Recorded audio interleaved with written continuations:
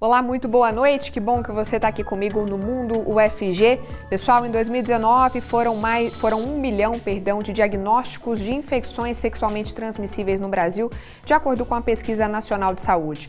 Hoje, 1º de dezembro, é o Dia Mundial de Combate à AIDS e o primeiro dia da campanha do Dezembro Vermelho, que busca conscientizar sobre a prevenção a ISTs. Essa é a pauta do Mundo UFG de hoje. A gente vai falar um pouquinho sobre sintomas, possibilidades de tratamento, vacina e, claro, reforçar a prevenção. Vamos lá? O Mundo UFG está super importante hoje, vamos tirar várias dúvidas e eu te convido. Estamos só começando.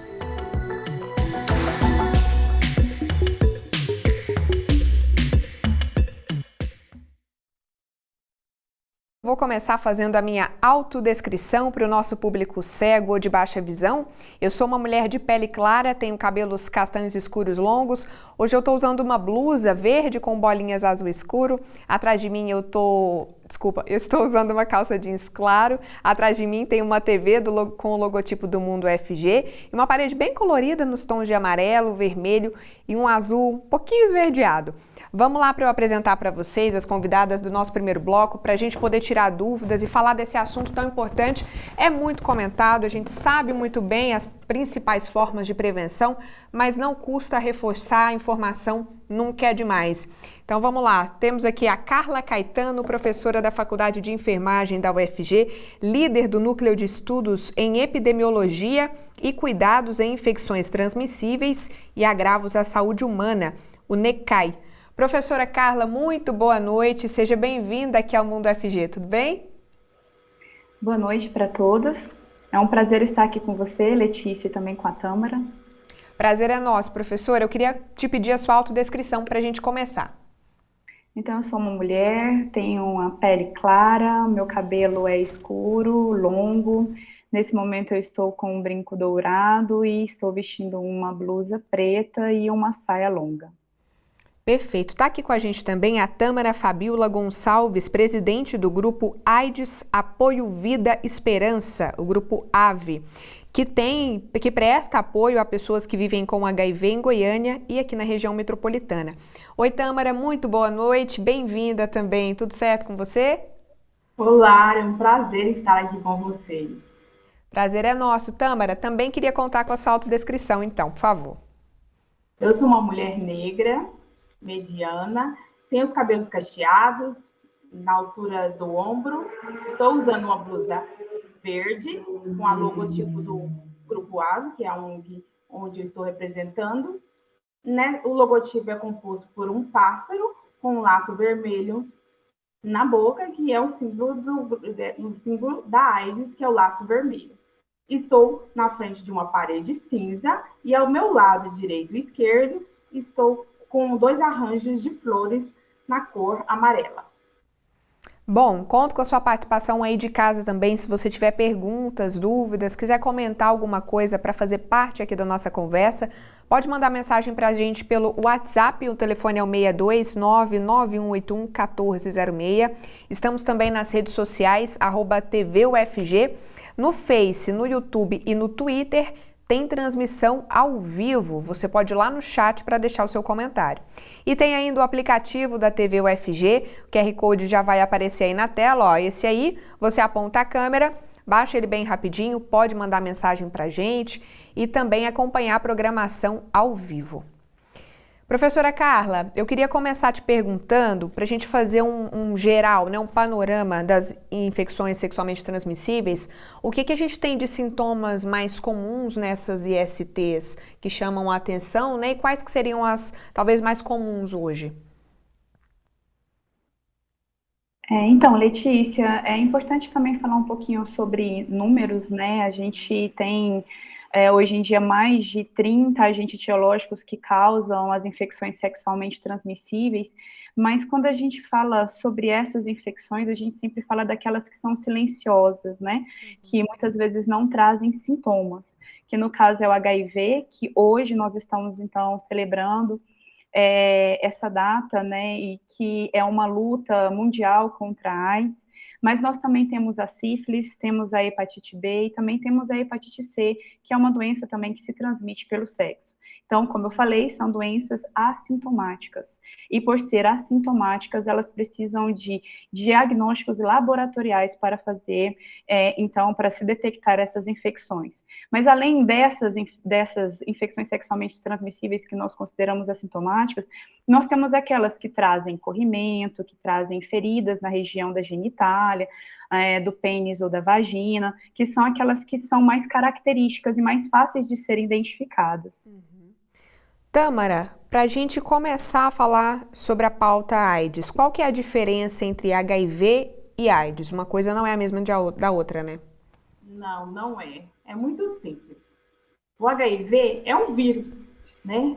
Como existem diversos vírus, né? O HIV é basicamente um vírus. A AIDS já é a doença manifestada. Então, uma pessoa pode, sim, ter um vírus HIV e nunca chegar à condição de AIDS, porque a AIDS é a doença. E qual é a diferença? Se a pessoa que contraiu o vírus HIV faz o uso do medicamento de uma forma correta e constante, ela nunca vai chegar à AIDS. Perfeito. Ô, professora Carla, falei aqui no início um dado que, quando eu li para preparar o programa, me chamou muito a atenção, né? 1 milhão de novos diagnósticos de ISTs só em 2019 aqui no país. A gente sabe que a prevenção principal, me corrija se eu estiver errada, mas até onde eu sei, é o uso do preservativo. É uma medida que todo mundo conhece. O que a gente pode pensar que causa, né, esse número elevado ainda de casos e o que mais que se faz para prevenir ISTs? Então, Letícia, desde 2013, quando nós falamos especificamente do HIV, e quando a gente fala de HIV, a gente pode também estender para todas as ISTs, existe atualmente atores interessados em todo o mundo, principalmente ligados à UNAIDS, que é um conjunto das Nações Unidas sobre HIV e AIDS, e eles fizeram e construíram uma nova narrativa sobre essa questão do HIV. Então, quando a gente fala de prevenção, a gente claramente fala sobre o uso do preservativo, que é a forma mais efetiva de se prevenir as ISTs, mas nós também falamos de prevenção combinada. Aqui no Brasil, por exemplo, nós falamos sobre algumas dimensões, né? Então, a gente fala sobre as dimensões biomédicas, de dimensões comportamentais, dimensões estruturais. Quando eu falo isso, eu falo de questões, várias questões que colaboram para a prevenção. Dimensão estrutural são todas aquelas questões que o governo pode oferecer para prevenir essas ISTs. Por exemplo, oferta de testes rápidos para o diagnóstico das ISTs. Atualmente, nós temos testes rápidos para HIV, hepatite B, C e sífilis, mas também levar em consideração as características culturais do país, né, do nosso país, porque a gente precisa levar em consideração que as ISTs, elas atingem, mas elas não atingem de forma igual toda a população. Existem grupos mais vulneráveis para as infecções sexualmente transmissíveis, e o governo, ele precisa ter esse conhecimento e agir de forma diferenciada para que esses grupos eles sejam, então, protegidos dessas infecções sexualmente transmissíveis. E quando a gente fala dessa dimensão comportamental, a gente fala, então, da questão de acolhimento, da questão de educação sexual, que essas pessoas têm o direito de receber todas essas informações. E somente quando a gente fala da dimensão biomédica que a gente fala de comportamentos que o indivíduo precisa ter. Que além do uso do preservativo, buscar os testes, quando tem o teste, buscar os testes para saber da sua condição. Prevenção de transmissão vertical, a gente também tem que saber que essas infecções sexualmente transmissíveis, elas também transmitem de mãe para filho. Imunização, existem algumas infecções sexualmente transmissíveis, como HPV, que existe vacina para esse tipo de infecção. Então, são várias outras situações que a gente deve saber, né, que existe para a prevenção combinada das infecções sexualmente transmissíveis. O secretário municipal de saúde daqui de Goiânia divulgou hoje, gente, que houve uma queda na quantidade de diagnósticos de AIDS aqui na capital. Em 2020 foram 131 pessoas diagnosticadas com AIDS. Em 2011 eram 365, uma queda comparando aí a última década. Tâmara, queria te ouvir sobre isso. Você tem essa experiência aí à frente do Grupo AVE aqui na região metropolitana. Como é que você observa a AIDS, o cenário aqui hoje na região? Essa queda é preocupante, Não quer dizer que menos pessoas foram contaminadas, e sim que menos pessoas fizeram um teste para HIV. E essa queda já era esperada. Um dado que eu peguei recentemente é que no ano de 2020, apenas 11 mil pessoas foram diagnosticadas com HIV no Brasil inteiro, enquanto a média nacional é de 40 mil. Isso quer dizer que o Covid-19 impactou nas pessoas. Elas ficaram com medo de procurar os serviços de saúde e fazer um teste para HIV. Nossa, isso é preocupante. E, professora Carla, a gente sabe que na saúde muito se fala em diagnóstico precoce, acho que para quase todas as doenças. As ISTs, vale a mesma regra, quanto antes diagnosticado, melhor? Com certeza, Letícia. Só para vocês terem uma ideia, cerca de 135 mil brasileiros vivem com HIV e não sabem que tem, né, o vírus. Então, isso é um fato muito preocupante. O diagnóstico e o início do tratamento tardio são os maiores desafios a serem combatidos e que podem mudar o cenário epidemiológico brasileiro. Então, a gente sempre incentiva essa testagem em massa de toda a população, mas em específico das populações-chave. Tâmara, falando em tratamento, então, quando alguém hoje recebe diagnóstico positivo para HIV, o que é feito? Qual que é o passo a passo de medicamento? E a Anvisa aprovou essa semana, né, um novo tratamento. Queria que você comentasse sobre isso também, por favor.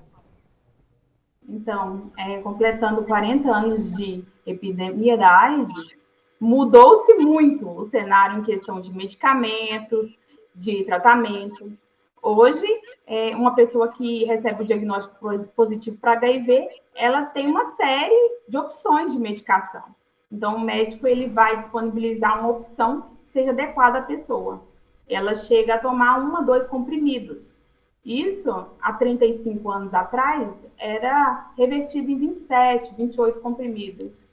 Então, é uma diferença muito grande na qualidade de vida dessas pessoas. E, Tâmara, isso que eu ia te perguntar, estou acompanhando aqui porque o pessoal está acompanhando a gente pela internet. Quero agradecer aqui o Marcos André de Matos, está chegando aqui pelas redes. Muito obrigada pela audiência.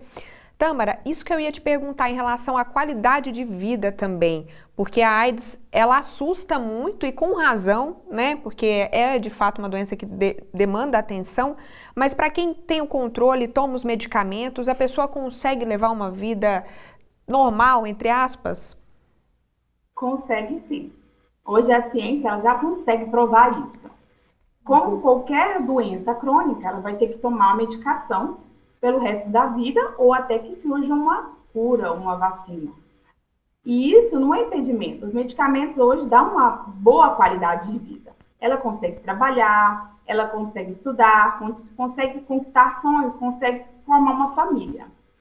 Mas o que é mais preocupante hoje não é a questão de tratamento, qualidade de vida, e sim a resposta que a sociedade dá à pessoa soropositiva.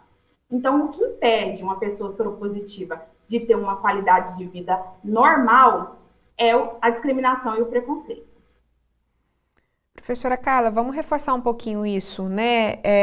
Ter contato com alguém que teve o diagnóstico para o vírus HIV, conversar com a pessoa, não significa uma transmissão. Acho super importante a gente reforçar isso aqui, né?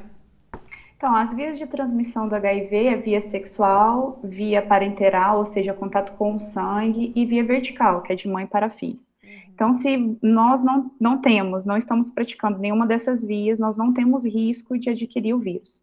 Então, isso tem que ficar muito claro. Nós não pegamos o vírus dando um aperto de mão, com um beijo, com um abraço, com respeito, convivendo, respirando. Então, essas não são vias que se pega o HIV. Então, o que a Tâmara colocou é algo muito importante, e nós acreditamos que, de fato, isso impacta muito a vida de quem vive com HIV e que prejudica até na adesão aos medicamentos, né? Hoje, como a Tâmara frisou, os medicamentos, eles trazem muito pouca reação adversa, ou quase nenhuma, e quando tem, há a possibilidade de trocar os medicamentos.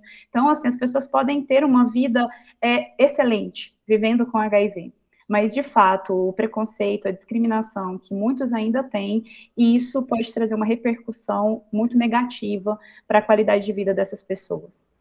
Perfeito. Tâmara, queria que você contasse para a gente um pouco das principais demandas ou principais dúvidas que vocês recebem no Grupo AVE e já deixar aí os meios para as pessoas entrarem em contato com vocês para buscar apoio também.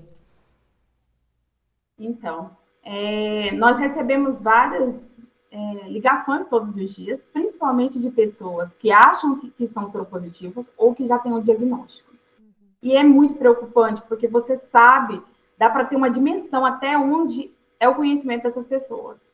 Eu acabei de receber 2 ligações a caminho de casa de pessoas do Ceará que achavam que tinham vírus e queriam saber sobre sintomas, sobre como continuar a vida, e nós tivemos que explicar isso. Isso é muito preocupante, porque é uma doença que já está no nosso meio há 40 anos. Então, a população deveria saber o básico sobre o HIV, mas não sabe. E isso gera dúvidas, gera discriminação e gera preconceito. E as dúvidas sempre como pega, como não pega, como é o tratamento, se é verdade que os medicamentos causam efeitos colaterais. E agora as dúvidas novas, como o que é PrEP, o que é PEP. E essas dúvidas são todos os dias. Pessoas que acabaram de receber diagnóstico ligam para a gente para saber o que fazer a partir de agora, se tem que largar a escola, se vai ver o filho crescer, como é que conta para o patrão que é soropositivo. Então, são essas diversas dúvidas. E o Grupo AVE, ele tem os canais para responder essas dúvidas, né? Nós temos o nosso telefone, o WhatsApp, e estamos presentes nas redes sociais, no Instagram, no Facebook. Só pesquisar Grupo AVE, que está bem destacado. E também nós temos o nosso site, que é www.grupoave.org, e através desses canais, né, tem todos os nossos contatos, e qualquer pessoa pode entrar em contato conosco para tirar as dúvidas com respeito ao HIV e à AIDS, e também para participar da nossa ONG, se já tiver um diagnóstico positivo. Porque o Grupo AVE oferece diversas atividades, cursos, oficinas e oportunidades para pessoas soropositivas, né, com diagnóstico positivo. Nós acolhemos essas pessoas. Então, nós estamos abertos, tanto para tirar dúvidas, como para acolhimento. Muito bom. Professora, eu queria te ouvir um pouquinho sobre o trabalho do NECAI também, que vocês desenvolvem, pesquisas, enfim, o que está sendo feito atualmente. Então, o NECAI ele é um grupo que desenvolve pesquisas e também ações de extensão para grupos em situação de vulnerabilidade social, e sempre abordamos essa temática de HIV e outras infecções sexualmente transmissíveis. Nós estamos trabalhando desde 2010, ofertando testes para esses grupos específicos, e estamos colaborando com esse diagnóstico precoce, né, que nós falamos um pouquinho. E por que a gente trabalha, né, com esses grupos, com essas populações que nós consideramos populações chaves? São grupos que respondem com a maioria dos casos novos da infecção no Brasil, em todo o país, né? Então, são gays, homens que fazem sexo com outros homens, pessoas trans, pessoas que usam álcool, outras drogas, pessoas privadas de liberdade, trabalhadoras do sexo cisgênero. Então, nós trabalhamos com esse grupo porque é um grupo que merece atenção.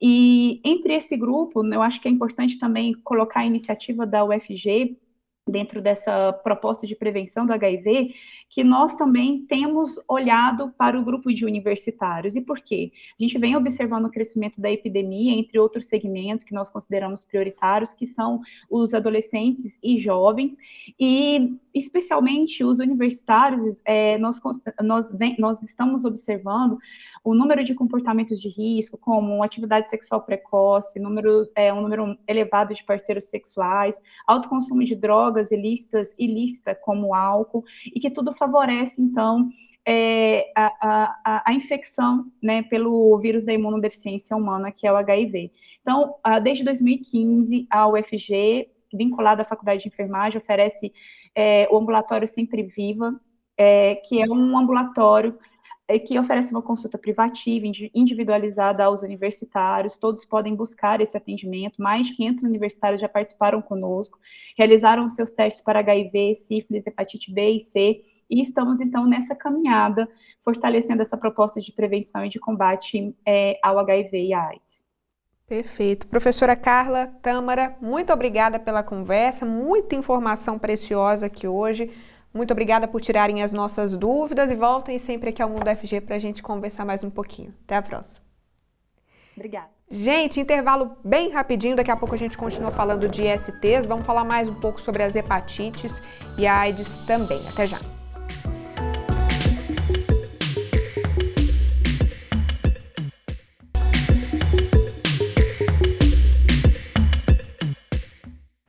Estamos de volta com o Mundo FG ao vivo, hoje falando de prevenção às infecções sexualmente transmissíveis. Vamos dar um pulinho lá no Instagram, conferir os resultados das enquetes do programa de hoje. A gente fez 3 perguntinhas lá. A primeira, você faz check-up médico anualmente? 65% disseram que sim, maioria, né? Que bom. Você usa preservativo em suas relações sexuais? 69% disseram que usam sempre, 31% disseram que usam às vezes.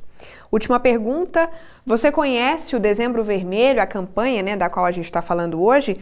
A maioria, 70%, ainda não conhecia, está conhecendo hoje então aqui no Mundo FG, aprendendo, tendo mais informações, né? Para a gente continuar então a conversa, eu tenho 2 novos convidados agora aqui no Mundo FG, tenho a honra de conversar com outros 2 professores aqui da universidade. Vou apresentar eles para vocês e começar o papo, né? Estão aqui com a gente Sheila Teles, professora da Faculdade de Enfermagem da UFG, onde coordena o NECAI, né? Que é o Núcleo de Estudos, Epidemiologia e Cuidados em Infecções Transmissíveis e Agravos à Saúde. Professora Sheila, boa noite, seja bem-vinda mais uma vez aqui ao Mundo FG, tudo bem? Boa noite, Letícia, muito obrigado pelo convite.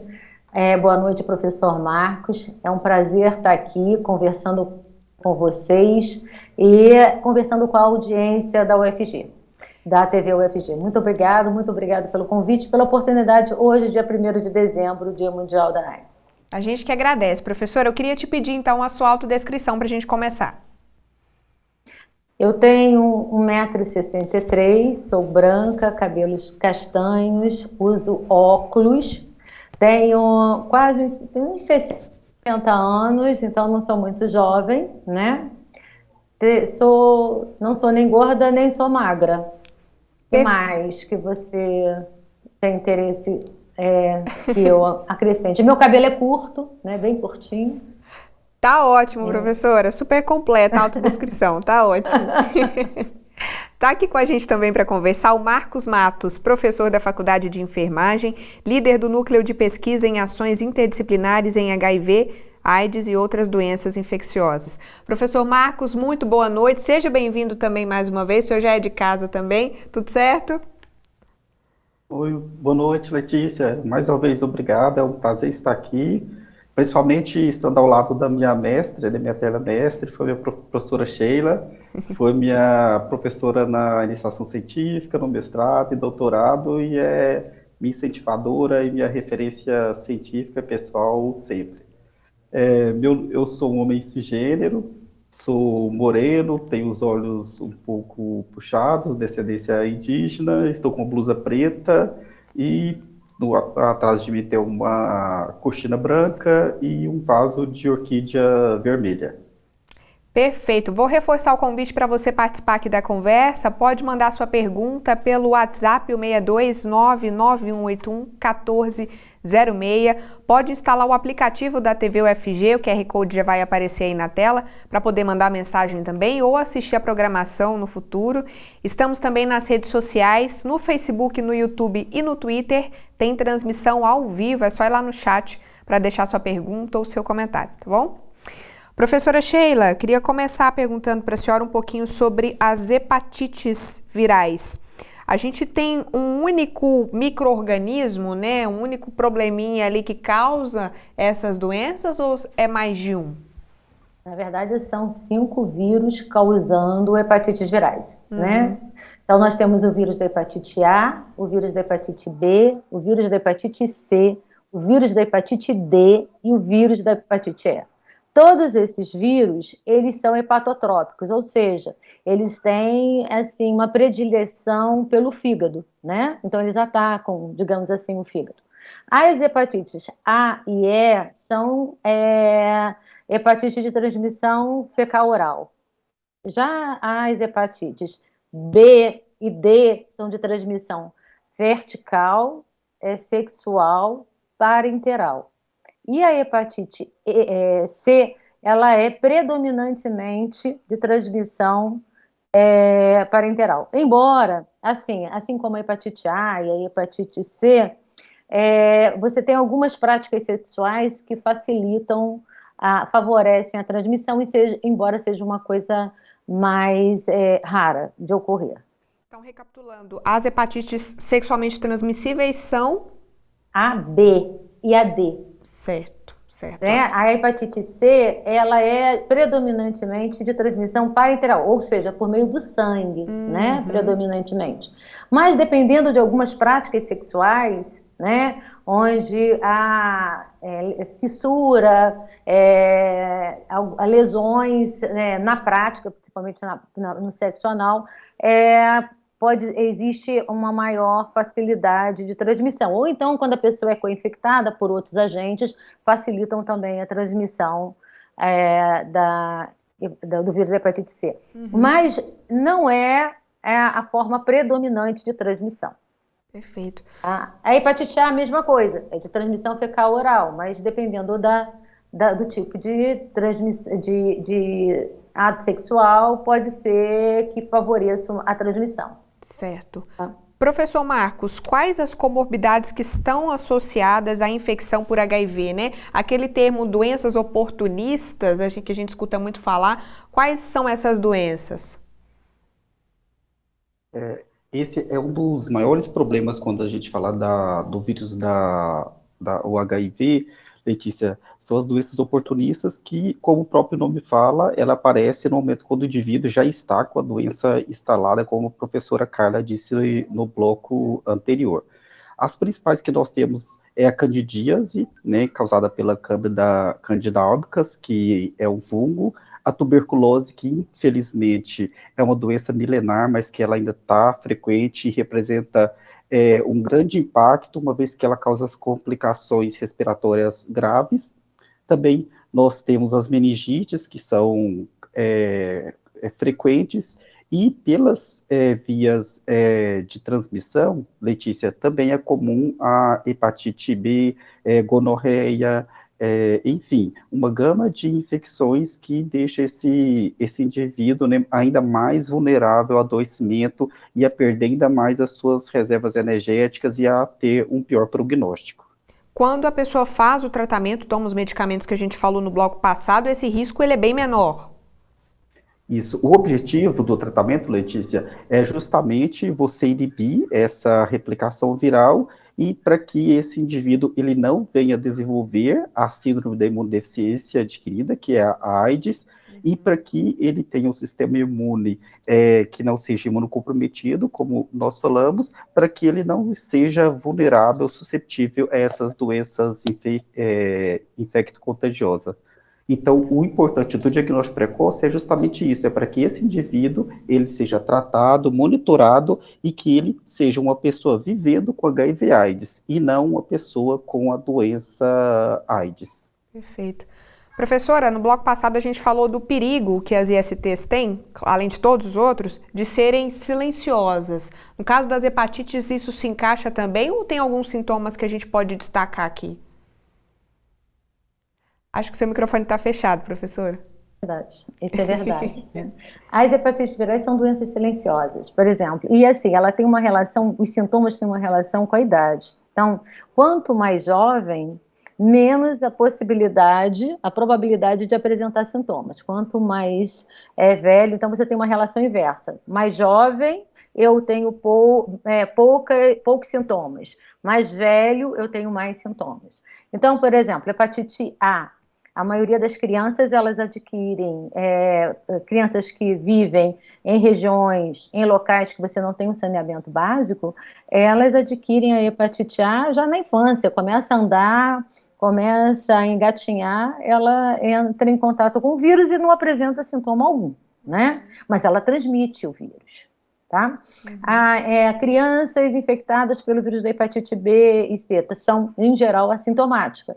Agora, a partir do momento em que as pessoas vão amadurecendo, né? Então, as pessoas começam a apresentar sintomas. Os sintomas, e você, assim, os sintomas agudos das pessoas sintomáticas para as hepatites virais, A, B, C, D e E, são semelhantes. Você não só consegue distinguir por meio de exames serológicos, porque elas são exatamente iguais. As pessoas apresentam inapetência, perda de apetite, náuseas, alguns fazem vômito, alguns fazem icterícia, né? E aí acolia, né? Que é aquelas fezes claras. Então, não diferencia. As hepatites virais agudas não diferenciam. O que vai diferenciar, como você vai fazer o diagnóstico é por meio dos exames laboratoriais. Agora, na evolução, não. Hepatite A, ela tem uma boa, ela é curável, né? Você se infecta, desenvolve imunidade, e ela é uma doença autolimitada. Já a hepatite B e C, você tem riscos grandes de evoluir. Para a hepatite B, em torno de 10% de evolução para a forma crônica da doença. Para a hepatite C, ela é mais do que 50%, mas atualmente nós temos tratamento para infecção aguda, e aí a pessoa já evolui para cura com esse tratamento, graças a Deus. Agora agora no século XXI, né, nós conseguimos esse grande avanço. Para a hepatite D, como ela é uma doença, uma infecção que ela precisa da pessoa estar infectada pelo vírus da hepatite B, né? Então, dependendo da forma como você adquire, ou se você adquire simultaneamente, ou adquire depois que você adquiriu a hepatite B, você tem uma forma mais severa da doença. E a hepatite E, ela é uma doença, né, a princípio autolimitada, mas algumas pessoas imunossuprimidas, elas podem apresentar, não é um evento comum, mas elas podem apresentar uma forma crônica da doença. Perfeito. Então você vê que é um espectro bem grande, né, de doenças. Verdade. Professor, ainda tem muitas pessoas que acham que HIV é uma doença que é um vírus que atinge só pessoas homossexuais? Esse estigma ainda acontece? Infelizmente, Letícia, ocorre com muita frequência, com maior frequência do que nós imaginávamos, né?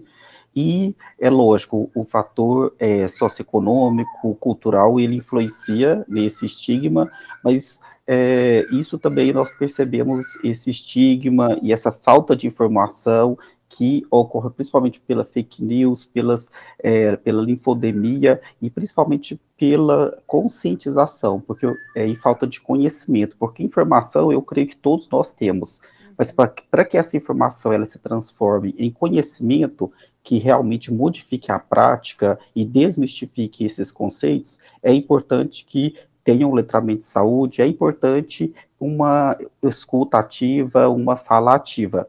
Então, se, Letícia, nós temos que os nossos governantes, eles infelizmente, eles ainda têm algumas ideias preconceituosas, como nós temos visto, né, nos últimos dias, inclusive um fato importante que associou a vacina HIV, a vacina para Covid, para o HIV, a gente verifica, então, que essa informação e essa discriminação é muito mais ampla do que nós imaginávamos. Não é somente a escolaridade, mas como o indivíduo percebe o mundo, como o indivíduo, ele quer e ele vê a forma da pessoa viver com HIV/AIDS, e eu acredito, Letícia, que é uma decisão, né? É uma opção, sim, você quebrar esses estigmas, porque é muito fácil você ficar com essa percepção, porque isso te dá um certo conforto, né? Eu não faço parte desse grupo de risco, então eu não preciso aderir às medidas de prevenção, então isso eu costumo dizer que é aquela falsa imunidade, né? O indivíduo ele cria uma falsa imunidade, uma mentira que ele mesmo acredita nessa mentira, e aí coloca em risco a sua saúde e, infelizmente, a saúde dos outros. Bom, professora, como é que está a cobertura da vacina contra hepatite A e B hoje aqui no Brasil? Nossa, só de ter vacina é algo tão precioso, né? Na verdade, a gente tem vacina já desde o final da década de 90, né? E essa vacina ela foi estendida gradativamente para toda a população brasileira. Então, assim, isso é um grande avanço, a gente disponibilizar essa vacina. Bem, a vacina contra hepatite A, ela já tornou-se disponível a partir de 2014, né? E ela é disponível para crianças com idade menor, que é 2 anos e algumas situações, pessoas que têm doenças hepáticas, pessoas com HIV, então existem algumas doenças que pré-indicam o uso da vacina contra a hepatite A. Mas, em geral, ela está dentro do Programa Nacional de Imunização para crianças até 2 anos de idade. A vacina contra a hepatite B, e a hepatite também contra a hepatite A, isso em 2015, né, um tempo muito, muito próximo, nós tínhamos mais de 90% de cobertura vacinal, né? Isso é uma coisa muito legal. Eu estou falando cobertura vacinal de crianças, né?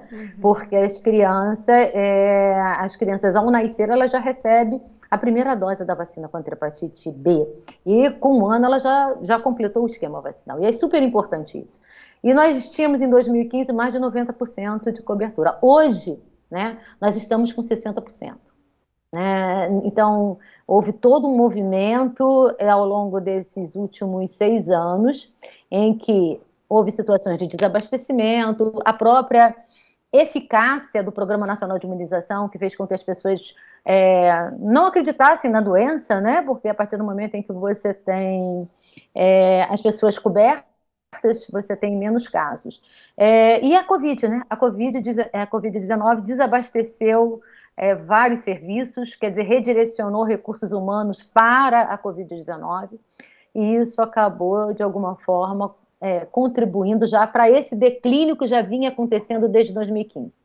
Tá? Então, não é um declínio de hoje, nós já tínhamos esse processo. E a hepatite A, ela está com 77%. Agora, quando eu falo na pessoa adulta, a cobertura é bem menor, é em torno de 40%, 50%. E quando eu falo em populações vulneráveis, a cobertura é de 20% a 30%. Então, a gente precisa trabalhar muito para melhorar essa cobertura vacinal. Muito, muito mesmo.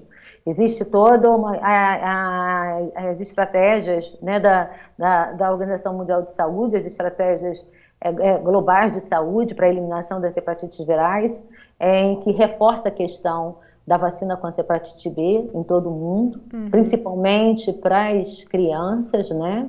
E a questão do diagnóstico das pessoas infectadas, o rastreamento das pessoas infectadas, porque a gente tem muita gente que não sabe o seu diagnóstico. Isso é um grande problema, não só para as hepatites B e C, mas é um problema para o HIV, para as ISTs, né? Então, a gente precisa rastrear essas pessoas, a gente precisa identificar, a gente precisa encaminhar essas pessoas para tratamento, para que a gente possa interromper essa cadeia de transmissão.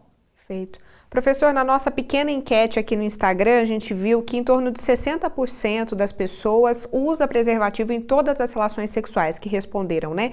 O restante, às vezes. O que influencia nesse uso de às vezes, nunca, sempre? O que precisa ser feito para conscientizar mais também? Se não for especial, é um número extremamente alto, né, Letícia? Nós estamos falando de pessoas que têm acesso à informação, ou seja, né, pessoas que deveriam ter uma maior conscientização sobre o método de barreira, que é o principal método de prevenção do HIV e das outras infecções sexualmente transmissíveis.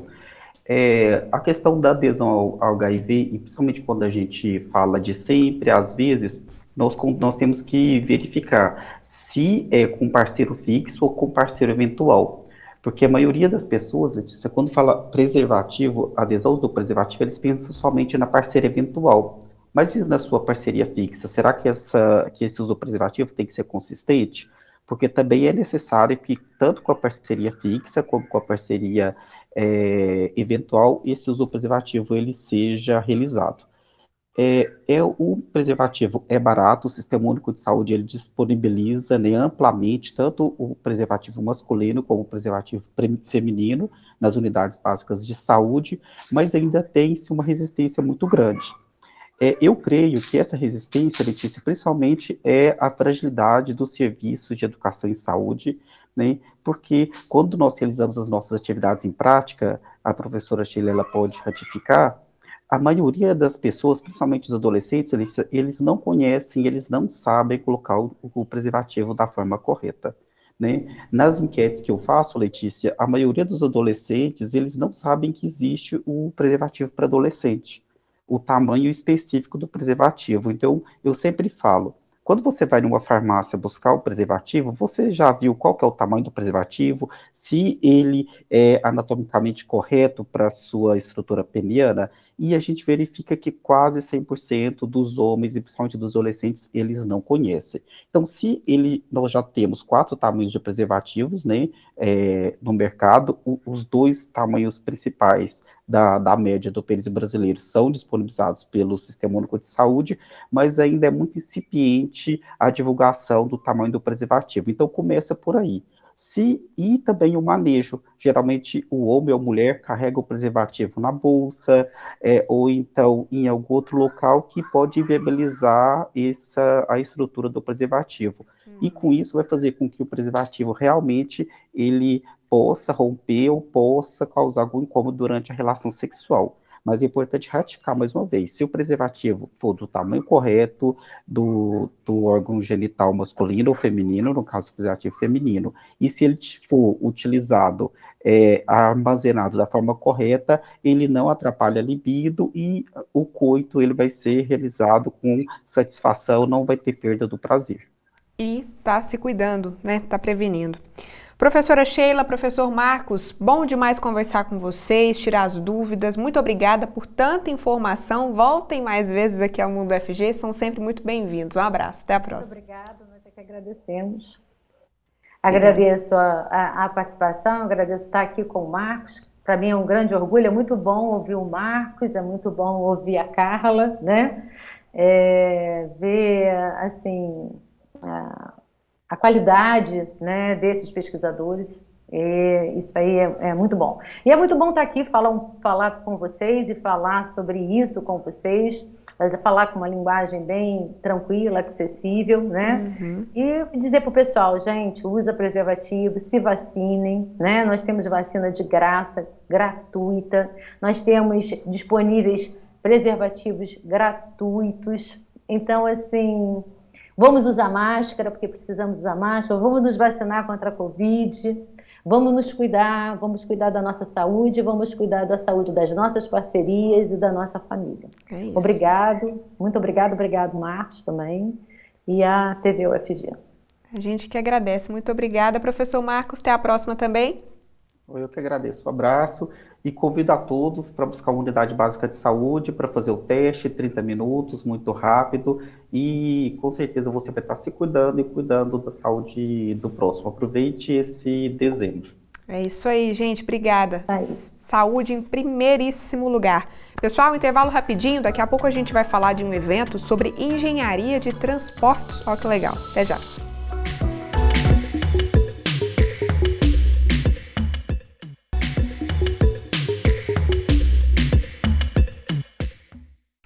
De 8 a 10 de dezembro acontece a Mostra Acadêmica de Engenharia de Transportes. Para saber mais detalhes do evento, eu vou conversar agora com a Michele Galvão, professora da Faculdade de Ciência e Tecnologia aqui da UFG. Professora Michele, boa noite, tudo bem? Bem-vinda! Boa noite, Letícia, muito obrigada, muito bom estar aqui com vocês, né, para falar um pouquinho desse evento. A gente que agradece, viu? Eu queria te pedir a sua autodescrição para começar. Ok. Eu tenho pele clara, cabelos castanhos claros, atrás de mim tem um armário, tem um livro, um avião e um quadrinho, e do outro lado tem uma TV. Perfeito. Professora, conta pra gente um pouco então sobre a programação do evento. O que o pessoal pode esperar, do que vocês vão falar nesses 2 dias, né? 3 dias. 3. Olha, Letícia, o evento ele tá assim fantástico, tá? Na verdade, assim, a gente tem um mix aí dentro desse evento, né? A gente tem palestras, né? Temos 9 palestras, 2 internacionais. Temos uma mesa redonda, né? Bate-papo aí com pessoas recém-formadas que fizeram especialização e seguiram a carreira, estão atuando, né? Dentro dos aeroportos, né? Temos 2 minicursos, temos uma visita técnica, né? Exceto a visita técnica, o evento acontece online. A visita técnica, na verdade, é um plus assim, que a gente conseguiu junto com o aeroporto, né, de Goiânia. Então, a gente vai fazer uma visita restrita a apenas 15 convidados, né, já temos os 15 participantes que se inscreveram, e essa visita vai ser presencial. E lá eles vão mostrar um pouco, né, da logística, né, do terminal de cargas, falar um pouco das atividades profissionais que acontecem ali, um pouco da tecnologia que eles usam para importação e exportação da carga recebida e a carga enviada. Perfeito. Que outros temas que vocês vão citar aí no evento, professora, que o pessoal vai poder conferir? Olha, Letícia, o evento, ele na verdade, assim, é um evento pensado, né, dentro da engenharia de transportes. Então, a gente vai falar desde a parte do modal aeroviário, a gente vai falar também de portos, vamos falar também aí dentro das palestras do modal rodoviário e a gente também tem aí, assim, alguns profissionais que estão trazendo, né, a participação de como atuar na área, o que esperar da área aí pós-Covid, né, o que a gente pode esperar dentro aí do mundo pós-Covid, quais são as perspectivas, os avanços, as novidades. E, na verdade, assim, não só para o pessoal da engenharia de transportes, mas todos os profissionais, né, alunos, egressos que pretendem seguir dentro da linha ou da carreira, né, que de alguma forma envolva algum tipo de modal de transportes, é interessante participar, né? A gente vai ouvir profissionais renomados, né, que já trabalham, tanto profissionais que começaram a atuar, como profissionais que já atuam e sabem muito bem o que precisam ali, os desafios do dia a dia, né, o que tem ali dentro da área, né? Então, é bem multitarefas, né? A gente tem aí todos os modais, né? Então, a gente traz um pouco do perfil de cada modal, né, de pessoas que estão atuando aí, e a gente vai aprender muito com eles, né, e trazer esse aprendizado também para dentro das nossas aulas, né. Professora, como é que o pessoal pode se inscrever? Letícia, o pessoal pode se inscrever entrando no próprio site da UFG, né, então, entrando no site da UFG, né, dentro da Faculdade de Ciência e Tecnologia.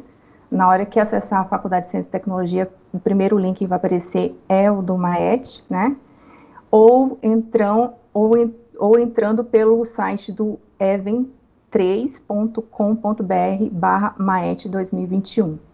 Eu queria destacar também que vamos ter 2 minicursos, né? Um oferecido, inclusive, por uma professora renomada lá da Universidade Federal de Pernambuco. Ela vai oferecer um minicurso para a gente sobre a parte de econometria, como utilizar e pensar nas variáveis aí, de estudos na área de transportes. E também vamos ter um minicurso oferecido pela engenheira Lara, do nosso departamento, sobre o método Medina. Então, pessoas que gostam da parte de pavimentação também vão ter um pouco aí de aprendizado. Para cada uma dessas atividades vão ser oferecidos certificados. E também eu convido a todos que têm interesse de submeter seus resumos, né, para os anais e para a apresentação de trabalhos. A gente está aceitando isso até o dia 6 de dezembro, né? Então ainda dá tempo de mandar o seu resumo. Dentro do site tem todas as especificações dos temas de resumo, né, das áreas que vocês podem mandar. E a notícia boa, Letícia, é que também vão ter premiações, né? Então, dentro do tema envolvido, né, se for um trabalho de TCC em andamento, se for um projeto de pesquisa, dependendo do tema, né, a gente vai fazer algumas chamadas para premiações, né? Então, é importante toda a comunidade UFG externa também estar convidada, né? O MAET, ele nasceu em 2017, 2 anos depois que o curso começou, o curso de Engenharia de Transportes começou, é um curso novo, né, da nossa universidade. Então, o MAET, ele veio ganhando força, assim, né, esse ano veio com mais força ainda. Temos convidados também da Agência Nacional da Aviação Civil, né, então ele vai falar bastante aí da parte das expectativas que temos aí na área da aviação, então vai ser bem legal. E eu convido a todos, acho que vai ser gratificante ter a presença de todo mundo, né? Áreas afins, né? Pessoas que estão também, né, trabalhando na área ou querem aprender um pouco mais. É uma oportunidade interessante, tá? Com certeza, um super evento aí. Muito obrigada, então, Michele Galvão, professora da Faculdade de Ciência e Tecnologia da UFG. Professora, volte sempre aqui ao Mundo UFG. Muito obrigada, viu, pelas informações. Eu que agradeço. Até a Obrigada. próxima. Tchau, tchau. Gente, vamos conhecer então mais um trabalho premiado no Compex 2021. O de hoje é o da Amanda Garcia, mestranda em nutrição aqui pela UFG. Rodou. Olá, meu nome é Amanda Ferreira Garcia, eu sou aluna de mestrado do programa de pós-graduação em Nutrição e Saúde da Faculdade de Nutrição da Universidade Federal de Goiás. A minha cor da pele é parda, tenho cabelos cacheados e estou usando uma blusa azul escura. Eu irei falar brevemente sobre a minha apresentação na 18ª edição do Compex, na modalidade Provec, que foi a ação UFG Solidária, Juntos Doando para Quem Precisa. A ação UFG Solidária se desenvolveu no período mais crítico da pandemia. Ela teve como objetivo arrecadar doações que foram destinadas para populações em situação de vulnerabilidade social, atendidas e acompanhadas por entidades e instituições. E como principais resultados, foi que a ação UFG Solidária beneficiou mais de 2.500 famílias, mais de 30 instituições e entidades. E ressalto aqui a importância da divulgação da ação UFG Solidária, uma vez que demonstra que a Universidade Federal de Goiás vai além do ensino e da pesquisa, que a extensão da UFG é bastante consolidada e isso é algo que tem que ser divulgado e difundido para toda a sociedade, para toda a comunidade. E convido aqui a todos a estarem visitando o site, as redes sociais da UFG Solidária e acompanharem um pouquinho de como é que foi que se desenvolveu essa ação tão importante. Muito obrigada a todos. É isso, eu que agradeço aí a nossa estudante, a nossa mestranda, né, que fez o vídeo pra gente. Te agradeço também pela companhia. O Mundo UFG vai ficando por aqui. Amanhã, quinta-feira, eu tô de volta, 6 da noite. Não vai perder, hein? Até lá.